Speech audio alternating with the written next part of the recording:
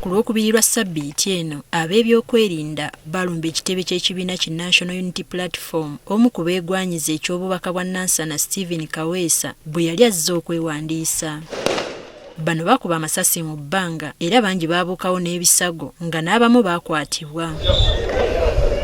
Kati akakiiko k'ebyokulonda mu NUP ka Electoral Management Committee bwe kabadde kalambulula ebyatuukibwako mu mulimu gwabwe bavumiridde ekikolwa kya poliisi okutulisa amasasi mu bbanga olw'ensonga etaali nnambulukufu. Okusinziira ku Harriet Chemutai akulira akakiiko, embeera eno yali egendereddwamu kubasigamu kutya na kuzingamya nteekateeka yaabwe okufuna abakulembeze mu kalulu akajja. Very barbaric. It is shameful that the forces who are supposed to protect us are the ones attacking us. It was not called for. It was not necessary. I know it was some kind of intimidation to intimidate our people, but nevertheless, it's like it even energized them the more. Tusaba akulira ebyokwerinda mu ggwanga ekisooka abapoliisi, ab'amagye, abajjaaji bamanye nsi basoose kubeerawo.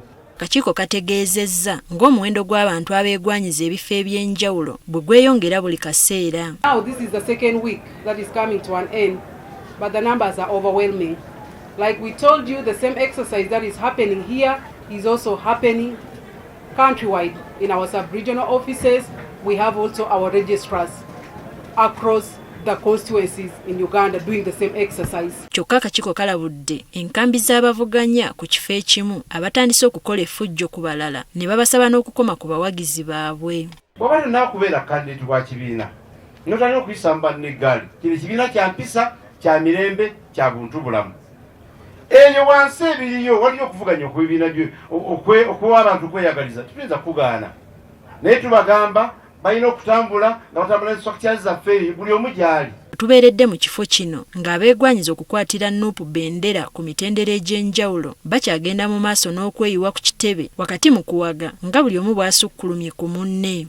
Kasa tumala n'okuyisa bajeti ya Kampala ate bamala ne bagitwala mu Parliament. Bwe tuka mu Parliament eba yetaaga eddoboozi ery'enjawulo okwongera ekibuga Kampala ssente ntuba nga tukola. Ne ngamba kangende wali ku source eya bajeti ya Uganda esobola okujja okuyamba ku kitundu kyange ekya Makindye East. Ekindeese wano kwe kuba nti nno nyongera eddoboozi lyange kwabo bannabukuya abayaayaana abayita mu nguudo embi ate nga tulina golodi kwe kubanja ebyaffe. Omulala talutumidde mwana ye Yokaana Mbuuse amanyiddwa nga Kapere ono azze kuvuganya ku kifo ky'obwakansala bwa Makindye West mu ggombolola y'e Makindye. Era abantu b'e Makindye Nakinyogozi baasalawo ne bagamba ye ggwe kansala omutuufu atasobola kutubuzaabuza. Kansala tulina ebizibu era byonna ne mbagamba nja bimalawo. Kasasiro afuuse kasasiro ne mbagamba byonna bijja kukola ki kuggwaawo. Ne mbagamba emyala tulina ogirongoosa era tulina okukola obulungi bw'ensi.